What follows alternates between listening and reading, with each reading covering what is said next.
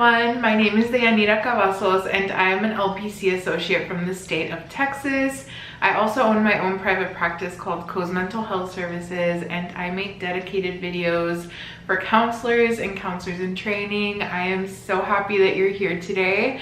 So in today's video, we're going to be talking all about community care and how utilizing this approach helped me get through grad school and how it's such an important tool and approach for grad students and POC. So let's go ahead and get into this video. So first of all, let's just start off by defining what even is community care. And in simplest terms, community care is people showing up for each other, supporting each other. It's an approach that people utilize to commit to taking action to support one another, which in turn supports the broader community. Community care has existed in BIPOC and QT BIPOC communities for generations and generations. It relies on the collectivist beliefs that one person's well-being in turn affects the whole well-being of the rest of the community. Community care focuses on making connections, taking intentional actions, and putting in the effort to mobilize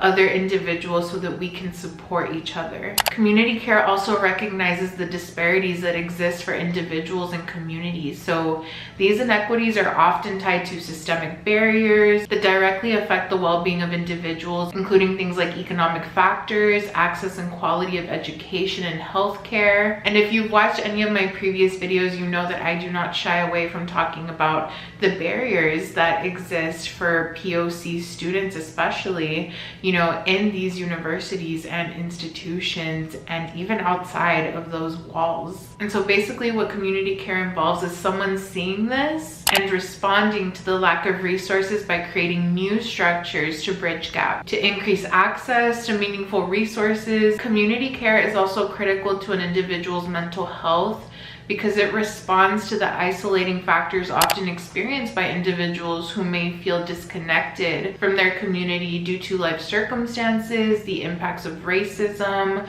marginalization, violence, trauma, and other societal factors. And community care, most of all, enables people to find belonging, connection, and collective support. And now that we've defined it, I want to go ahead and talk to you all about just real life experiences that I've had that have involved community care that helped me survive grad school and make it through. Because honestly, if you've seen my other video of my imperfect grad school journey, then you know that it was not a picture perfect easy ride for me. It was very hard. It cost a lot of tears. It was such a stressful time in my life, and yes, there were like good moments and empowering moments, but it was not a fun period of my life. And a lot of that was because truly at the beginning of my grad school journey, I tried to go it alone, right? I really leaned in more to that individualistic way of seeing things instead of relying on my own cultural strengths. That is community care. That is a huge cultural strength, not only within the Latina community, but within other POC cultures as well. And so maybe there were moments where I was offered help or where I could have and should have asked for help, but instead I took on the burden of, I need to do this myself. I should be able to do this myself. I should be independent. And I didn't understand, you know, at that younger age in my early 20s that we are both independent and interdependent beings. And within my culture, I had this huge disconnect between understanding the strength that is community care and how important that is. So if you get anything from this video at all as a grad student, lean into your support system, create a support system. You know, if the people around you aren't very supportive, and even if your support system is one other person, that is huge. Just at least having one other person that you can count on and that you can support each other. And doing that doesn't make us weak, it makes us stronger, because that is how we break through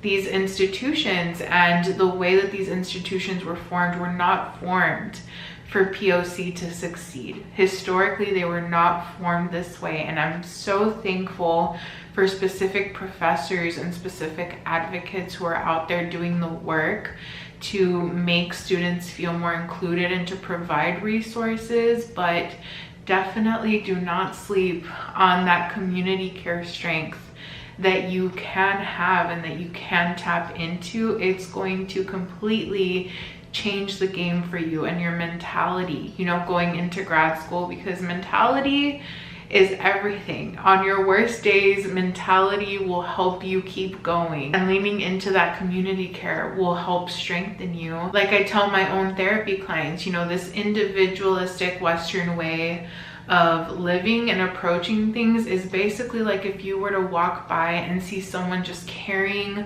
a huge boulder on your shoulders. Or for my Latina folks, think of the loteria card where the person is just holding the mundo, you know, the man is holding the world on his shoulders. Picture that, just someone carrying a huge boulder and people walking by and being like, échale ganas, like you're doing great, wow, that's awesome, that looks kind of heavy, cool. And they just keep walking by, you know, and you're there like suffering and trying to hold on to this heavy boulder, you know. Versus community care is people from a distance are seeing someone struggle with the boulder and they're running. They're not walking, they're like running to go help. Like, what can I do?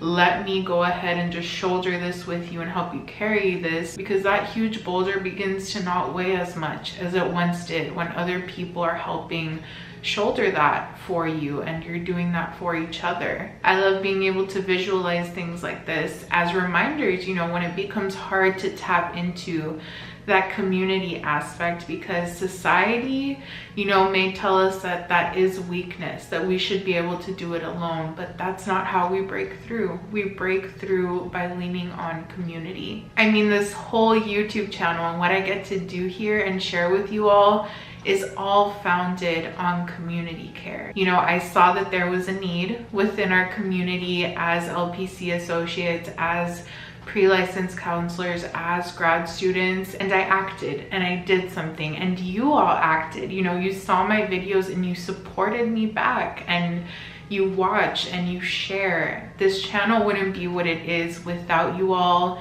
without each other, right? And that is community care, and I appreciate you all so much for that, for the encouragement that you all DM me, that you all email me or message me. It means the world to me when I read you all's comments. Now let's get into those personal experiences, because I have a few to share with you. So before even getting into grad school, I had to get my bachelor's, right? And so some forms of community care that I remember during my bachelor's degree was my abuela, my grandma. She would cook me meals and she would just call me to come pick up some food, knowing that I was stressed and that I had to work and I didn't feel like cooking. And she was always so kind and so gentle and encouraging, and her words of encouragement always meant so much for me, because they were always coming from a place of kindness and of wanting to see me succeed. She was the sweetest person. And so community care there looked like my grandma recognizing a need, you know, that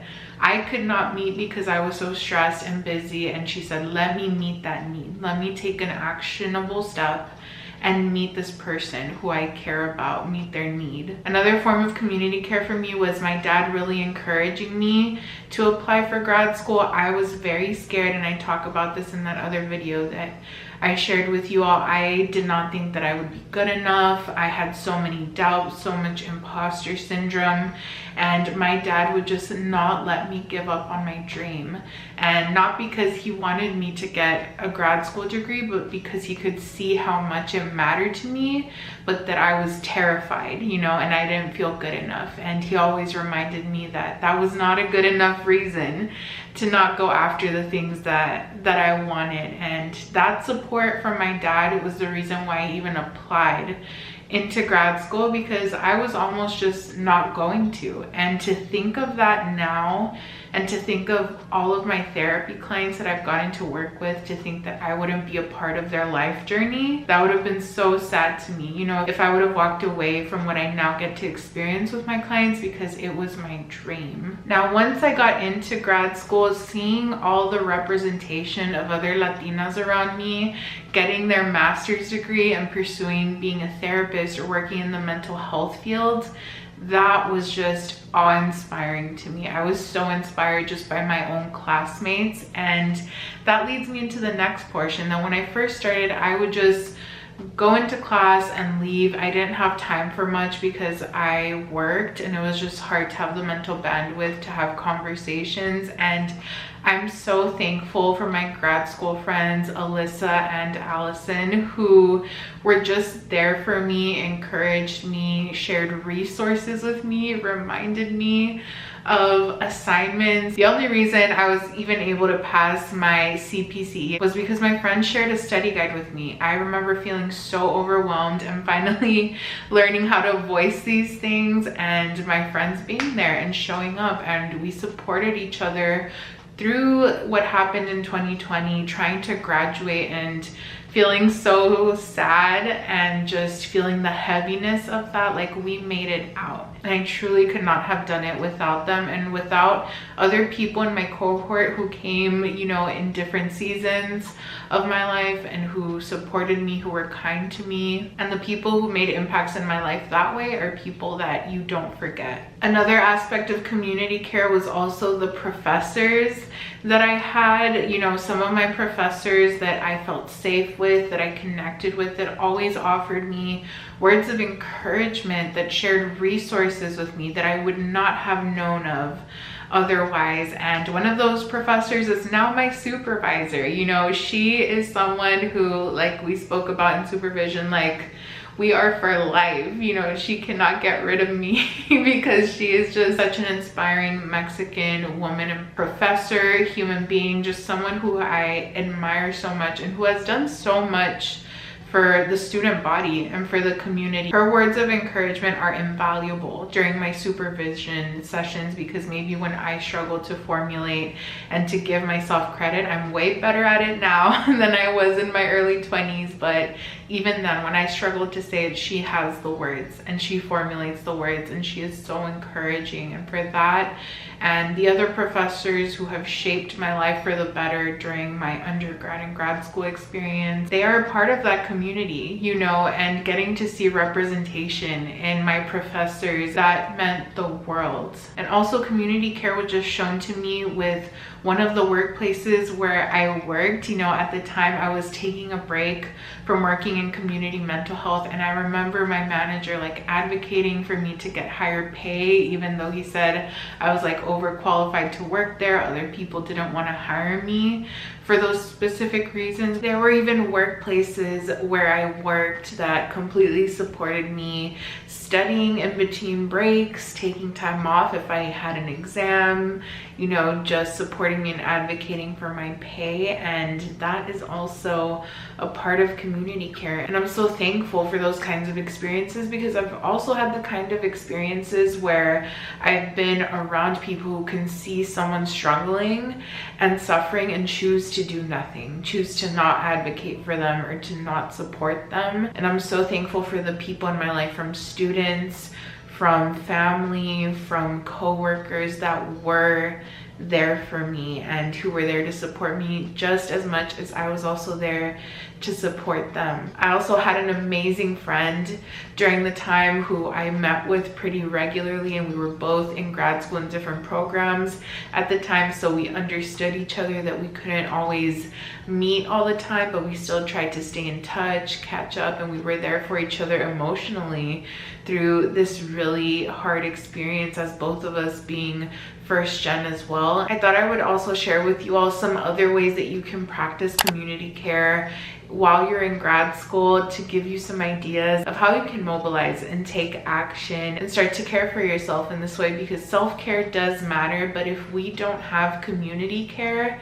as a part of us, it can be very hard to get to a place where we can even self-care and take time for ourselves. And that's truly what community is for, to support us. We do not have to do this alone. But that is it for this video, everybody. I really hope you enjoyed it. Maybe you learned something new, or maybe it just validated something that you're already doing. And I also want to encourage you to use the comment section down below.